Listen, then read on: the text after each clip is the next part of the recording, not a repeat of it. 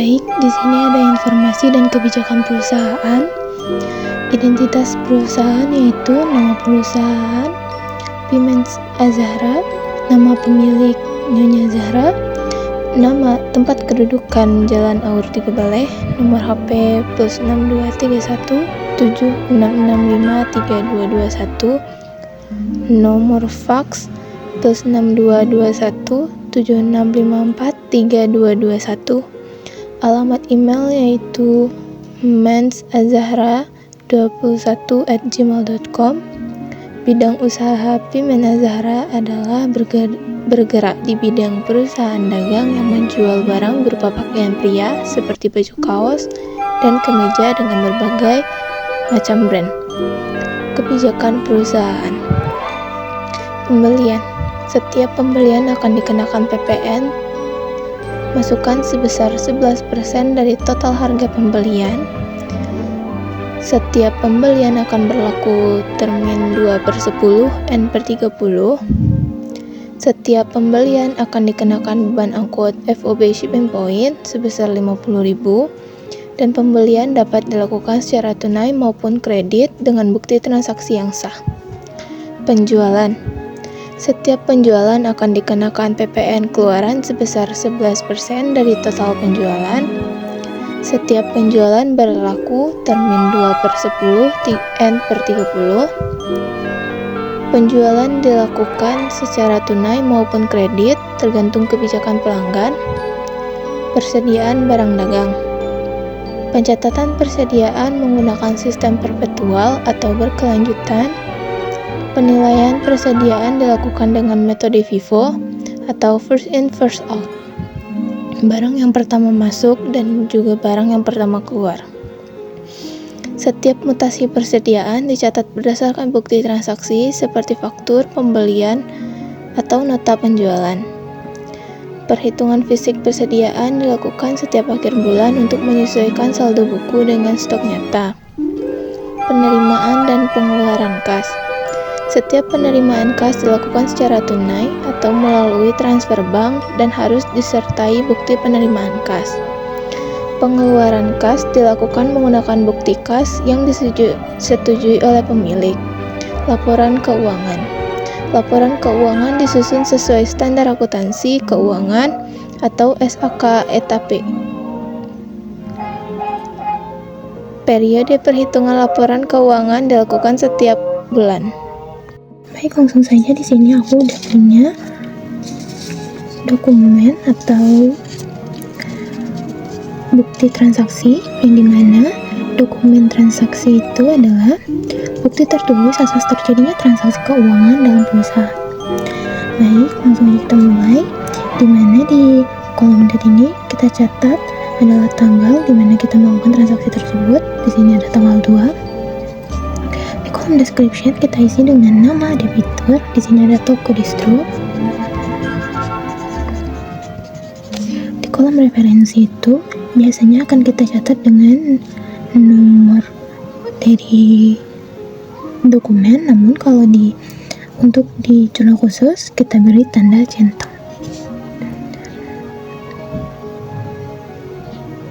Jika sudah kita posting ya teman-teman, kalau belum kita posting sebaiknya jangan kita tulis dulu. Lalu kita masukkan angka untuk akun purchase, yaitu kalau Picasso yang dibeli 40 unit dikalikan dengan harga satunya itu adalah 150, akan mendapatkan jumlah sebesar 7.200.000. Dan di kolom Fatin kita cari dengan cara mengalihkan 7.200.000 dengan 11% dan akan memberikan jumlah sebesar 792.000 rupiah. Dan untuk beban angkutnya sebesar 50.000. Jadi untuk akun payable ini kita isi dengan menjumlahkan ketiga akun tersebut. Kita lanjut ke dokumen kedua. Di sini aku punya di tanggal 17 dengan nama toko Sadia.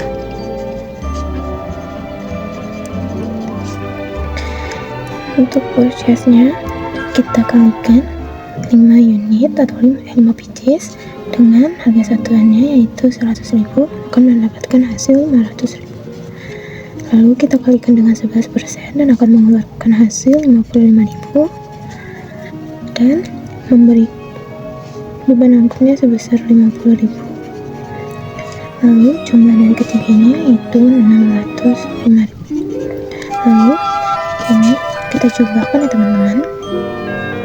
Untuk purchase 7.700, VAT-in-nya 847.000, break-in-nya 100.000, dan akun payable-nya 8.647.000. Kita lanjut ke rekapitulasi, yang dimana di rekapitulasi ini kita akan tulis sesuai dengan urutan dari nomor akunnya teman-teman, yang dimana di sini di akun debit akan kita tulis pertama kali itu adalah akun VAT-in, lalu nomor kedua kita tulis akun purchase,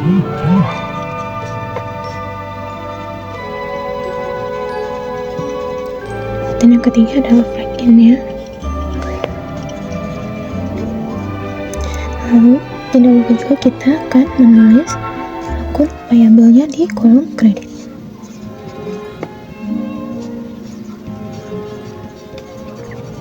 Lalu selanjutnya teman-teman bisa jumlahkan ketiga akun ini, nominal akun ini, dan akan mendapatkan hasil.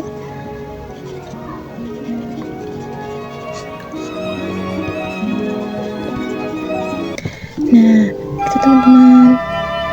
Baik, di sini akan kita mulai untuk mengerjakan jurnal khusus penjualan. Jadi seperti yang teman-teman ketahui, di bagian kepala itu ada nama toko kita dan nama perusahaan kita. Di bawahnya ada nama jurnal yang akan kita gunakan, dan ini periode yang sedang kita gunakan.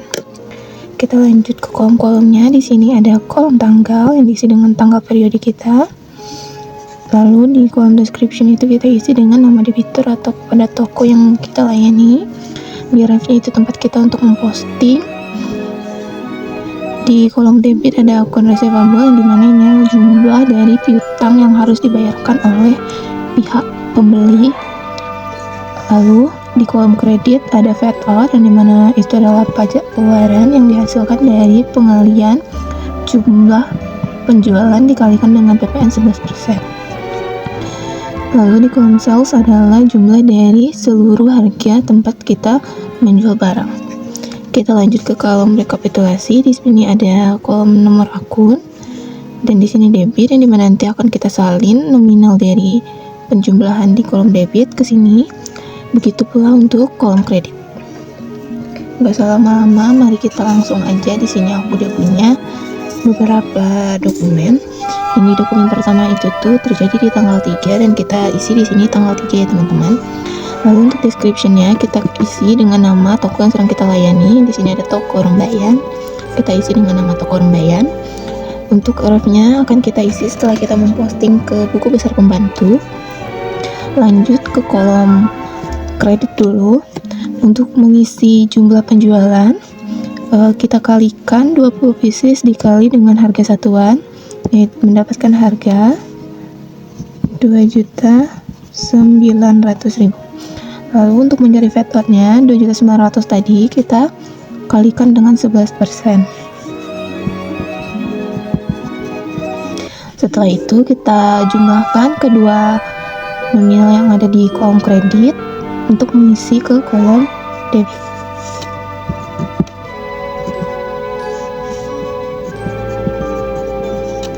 Itu teman-teman. Lanjut. Di sini aku juga ada punya dokumen lainnya yang dimana ini terjadi di tanggal 17 dan tokonya adalah toko Sekar. Seperti yang tadi, kita belum mengisi untuk referensinya teman-teman. Kita lanjut ke kolom sales. Di sini harga satuannya 170, jadi kita kalikan dengan 6 ya. 6 pieces dulu ya teman-teman. Lalu dikalikan dengan 11%.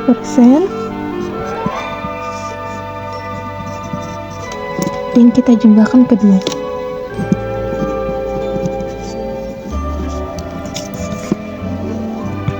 Jadi untuk jumlah di kolom debit itu ada 4.451.200 rupiah, dan di kolom VAT atau pajak keluaran 431.200 rupiah. Dan untuk di kolom sales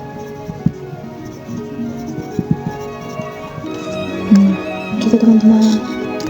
Baik, kita lanjut untuk mengisi akun rekapitulasi atau kolom rekapitulasi. Jadi yang pertama akan kita isi yaitu adalah kolom akun receivable di sebelah debit. Kita isi dengan jumlah nominal ya teman-teman. Lanjut ke kolom kredit yaitu adalah VAT atau pajak keluaran.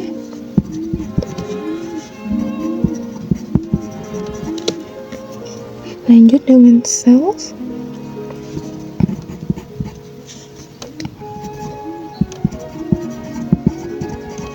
Lalu ini dijumlahkan ya teman-teman.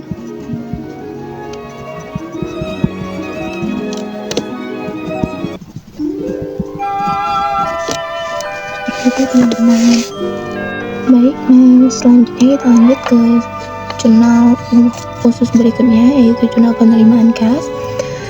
Aku di sini udah punya beberapa dokumen. Langsung aja kita buat. Yang pertama itu adalah buku penerimaan kas atau berupa setoran tambahan modal, yang dimana di sini kita lakukan transaksinya di tanggal 1. Lalu di description kita isi nama toko, nama debitur seperti itu ya teman-teman. Karena di sini adalah kepada toko kita sendiri, jadi teman-teman bisa mengisi atau tidak mengisi. Tapi jika ingin lebih jelas, angka baiknya diisi ya teman-teman. Untuk refnya sama. Lalu di sini ada tambahan modal sebanyak 25 juta, maka karena ini uang cash maka kita masukkan ke kolom debit berupa cash. Lalu ini karena untuk penambahan modal, jadi karena di sini tidak ada akun modal, jadi kita gunakan akun Sarbi atau miscellaneous, yang dimana akun di sini ini bukan akun yang terlalu sering muncul tapi digunakan. Jadi teman-teman bisa menggunakan kolom ini.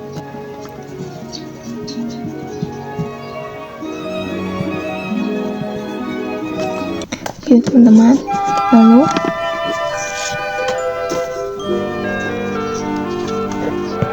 lanjut di sini aku udah punya transaksi untuk penjualan secara tunai, yang dimana di sini kita menggunakan tanggal 2 kepada toko Rian atau toko distro ya teman-teman. Lalu lanjut ke di sini kita melakukan penjualan secara tunai sebesar 15 pieces dikali 140, yaitu adalah 2.100.000. Untuk penjualannya kita masukkan ke kolom penjualan di kolom debit. Lalu PPN-nya kita kalikan jumlah total dari penjualan tadi dan kita jumlahkan. Baik, di sini jumlah dari penjualannya itu adalah 2.100.000 dan PPN masukannya keluarannya yaitu.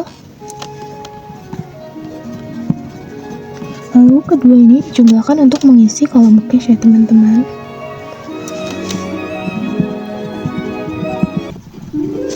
Seperti itu. Kita lanjut. Di sini ada penjualan secara tunai lagi, yang dimana di sini teman-teman semuanya ini terjadi di tanggal 11. Lalu nama dari debiturnya adalah toko sekar, dan untuk jumlah harga penjualannya kita tulis di kolom sell, yang dimana itu 35 pieces dikali dengan 140.000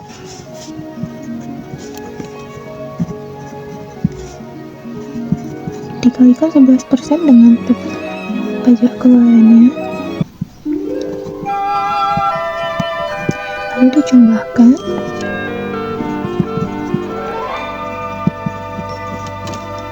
Gitu. Lanjut.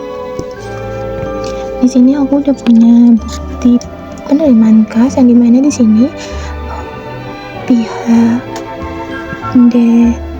dari orang yang melakukan pembelian secara kredit kepada kita tadi ingin membayar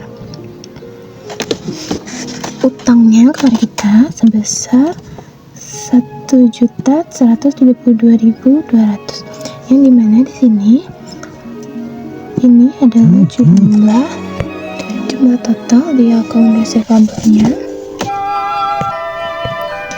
yang dimana di sini total dari ini adalah total dari akun receivable di jurnal khusus penjualan sebelumnya. Maka kita tulis di kolom akun receivable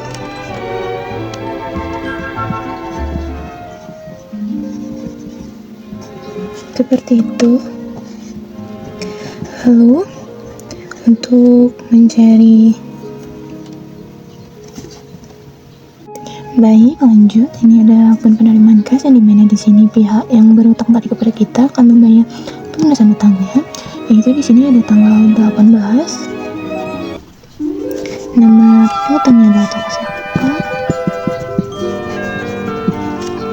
Jadi toko sekar ini dia memiliki syarat atau termin 2/10 dan 1/30. Jadi karena dia membayar waktunya di dalam waktu yang ditentukan, maka dia mendapatkan diskon sebesar 2%. Langsung aja di sini ada total piutangnya, maka akan kita masukkan ke kolom akun receivable.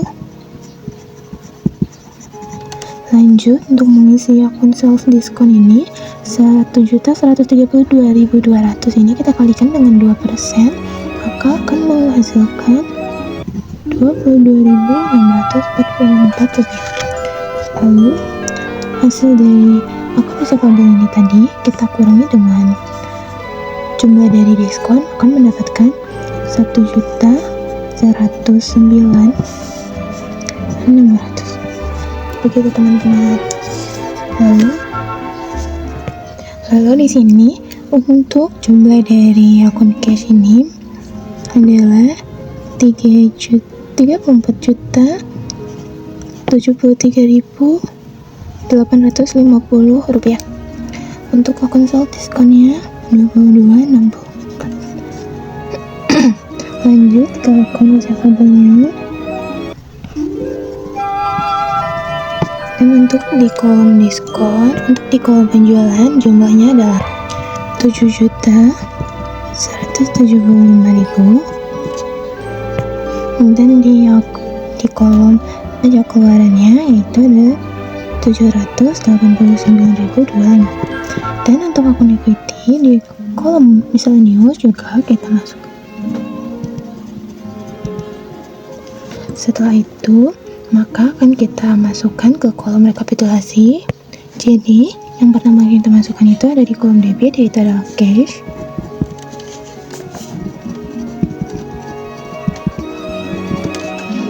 Lalu yang kedua ada sales discount.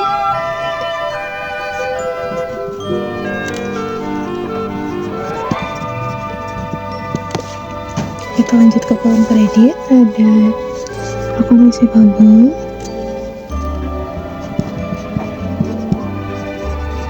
Lanjut ke kolom federal dulu.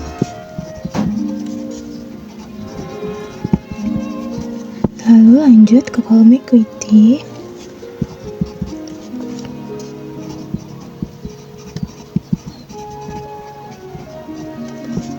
dan lanjut ke kolom sales.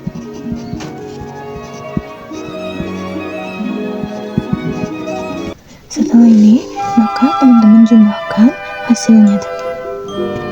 Jadi hasil untuk debit yaitu ada 34.96.450, dan juga untuk kolom kredit 34.96.450.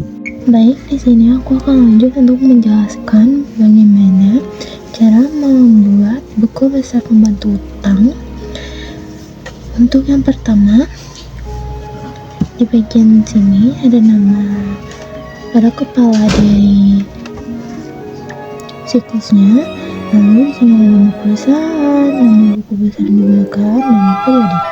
Di sini di sudut kiri ada nama debitur, mana teman-teman nanti bakal ngisi nama debiturnya di sini. Lalu di sebelah sudut kanan ada kodenya, dan di sini ada page 1 untuk memudahkan teman-teman memposting. Lalu masuk ke kolom sini ada date, description. Teman-teman bisa mengisi dengan nama debitur atau teman-teman cuma membuat tanda posting. Di ref ini teman-teman akan membuat nomor bukti atau nomor dokumen yang dari mana teman-teman mengambilnya. Kolom debit, kolom kredit, dan kolom saldo. Biasanya jadi karena ada saldo utang, saldo normalnya itu ada di sebelah kredit, maka nanti teman-teman akan menambahkannya ke kolom saldo. Jika misalnya ada transaksi berikutnya, teman-teman bisa, jikalau dia ada di kolom kredit, teman-teman akan menambahkannya untuk menghasilkan saldo berikutnya. Jika transaksi berikutnya ada di kolom debit, teman-teman akan menguranginya dengan nominal yang ada di saldo, seperti saldo ditambah dengan kredit dikurangi dengan debit. Gitu ya teman-teman. Baik, lanjut. Di sini ada tanggal 17. Di sini token atau nama debiturnya adalah Tokopedia.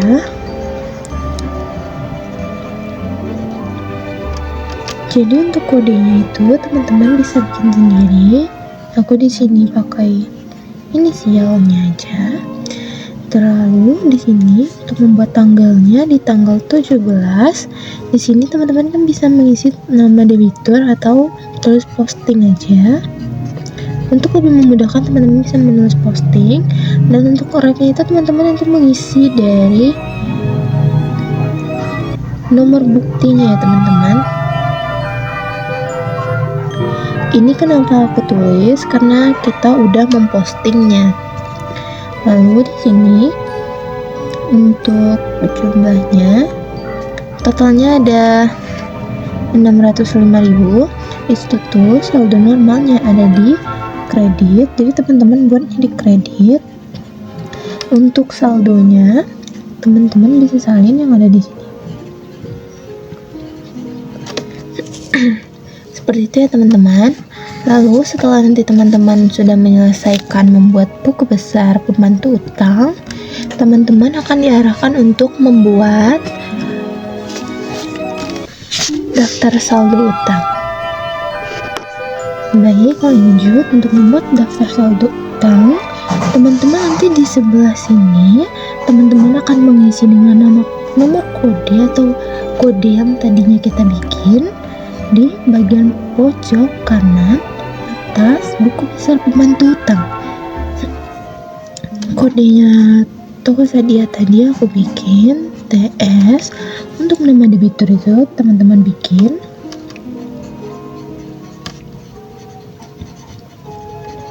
Dan untuk saldo teman-teman salin yang dari saldonya tadi ya teman-teman. Begitu teman-teman. Baik teman-teman, kita lanjut untuk membuat buku besar pembantu utang. Caranya sama seperti cara teman-teman membuat buku besar utang. Jadi di sini aku udah nyediain satu buah dokumen yang tadinya aku udah tunjukin ke teman-teman kemarin. Ada 2 dokumen. Lalu nanti di dokumen ini teman-teman akan mengisi hanya kepada kolom buku besar. Langsung aja teman-teman simak cara aku.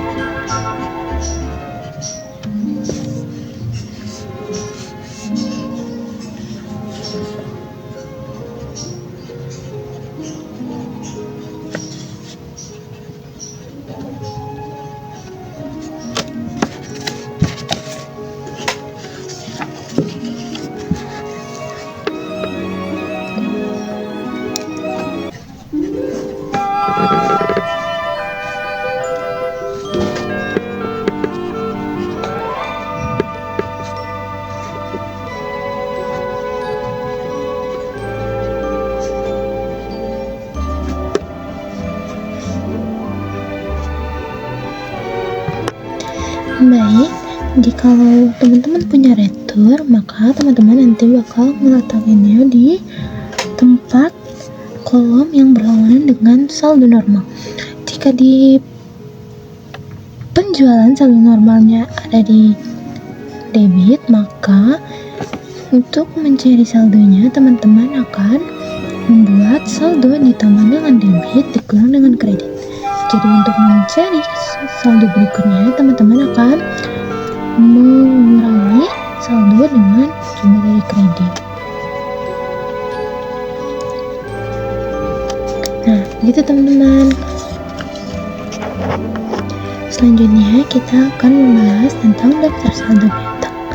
Jadi, untuk daftar saldo piutang sama halnya dengan daftar saldo utang. Jadi untuk kodenya kita isi dengan kode yang udah kita buat tadi. Nama debiturnya sama dengan nama toko yang kita masukkan tadi. Dan untuk nomor saldonya, nominal saldo sama dengan saldo akhir yang teman-teman dapatin tadi. Gitu teman-teman. Baik, di sini aku akan menjelaskan kepada teman-teman bagaimana cara membuat persediaan atau kartu persediaan atau cara menghitung persediaan akhir kita. Di sini persediaan itu adalah barang yang dimiliki perusahaan untuk dijual kembali atau digunakan dalam proses produksi. Jadi di sini yang pertama harus teman-teman lakukan itu adalah mendata seluruh data tentang pembelian yang teman-teman lakukan. Jadi di tanggal 2 tadi atau di tanggal 2 pembelian sebelumnya atau lebih jelasnya di dokumen yang ini kemarin aku tunjukin ke kalian. Jadi di sini yang pertama harus kalian buat itu adalah tanggal atau kapan kalian melakukannya. Seperti yang namun yang pertama kalian buat di sini adalah jumlah dari persediaan awal dari barang tersebut. Jadi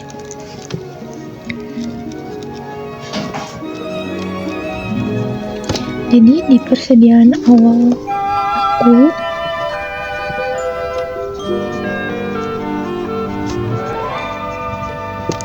yang aku miliki itu ada sebanyak 40 pieces baju Picasso. Itu harganya 150.000 per unit, ini dimana jumlahnya adalah 6 juta. Nah, begitu ya teman-teman. Jadi di sini kita tidak menggunakan yang namanya beban angkut. Lanjut ke tanggal berikutnya, yaitu dari tanggal 2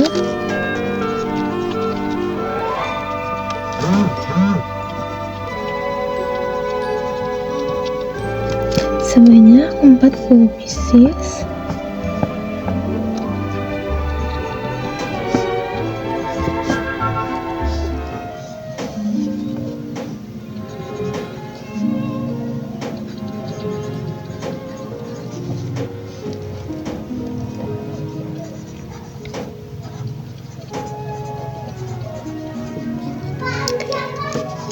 Seperti itu ya teman-teman.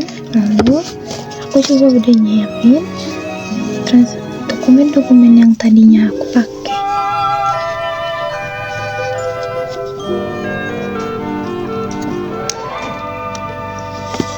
Di tanggal 4 ini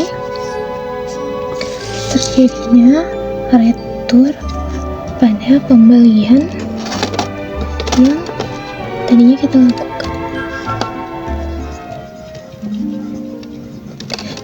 Jikalau ada retur,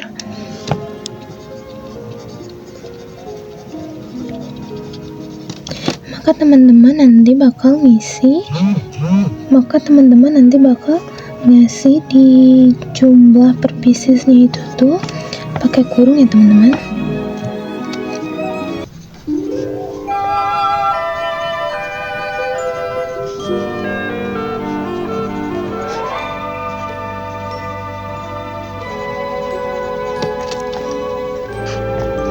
Nah, seperti ini teman-teman. Lalu nanti dari hasil penjumlahan yang sudah teman-teman kalikan dengan per pieces dengan harga per harga, maka teman-teman nanti bakal ngejumlahin semua harga-harga di sini.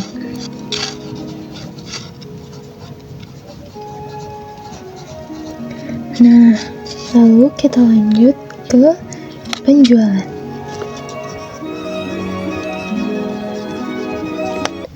Di penjualan ini sama seperti pembelian sebelumnya, teman-teman di sini akan menghitung berapa kita menjual barang kepada orang yang membeli kepada kita. Baik, di sini aku udah punya sebuah dokumen, dimana ini tanggal 17 bulan Desember.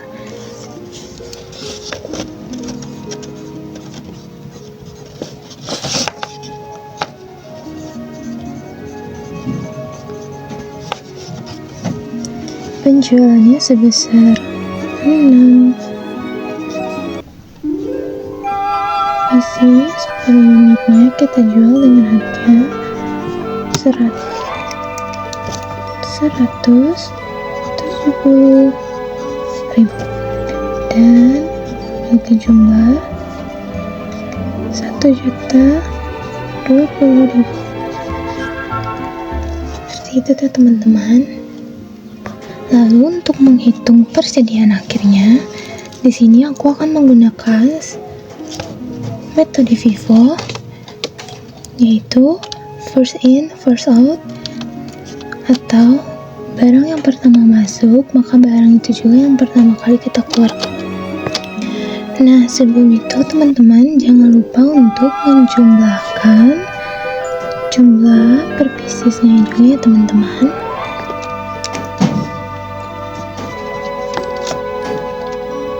Lalu setelah itu teman-teman jangan lupa untuk mengurangkan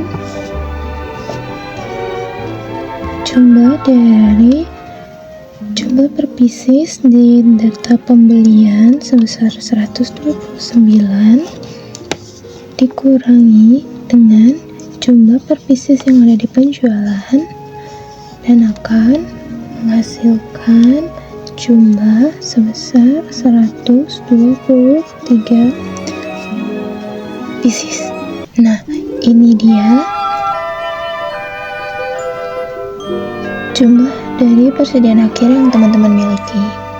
Lalu So, teman-teman nanti lanjutin dengan cara mencari jumlah dari persediaan akhir ini ya teman-teman, dari penjumlahan yang ada di sini. Teman-teman ikuti aja langkah-langkah aku ya teman-teman.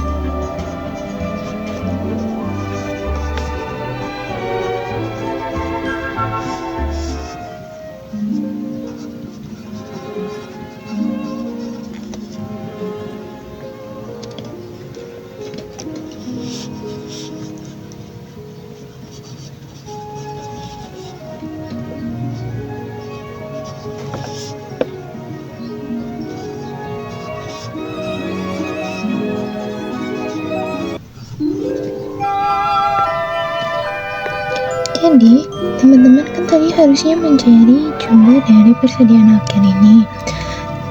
Tapi, lalu teman-teman nanti akan mencarinya dari sini ya teman-teman. Lalu setelah itu, karena 48 pieces ditambah dengan 48 pieces, untuk mengurangi dari jumlah 123 tadi, kita akan membutuhkan 27 pieces lagi, jadi kita ambil dari sini dan ini berjumlah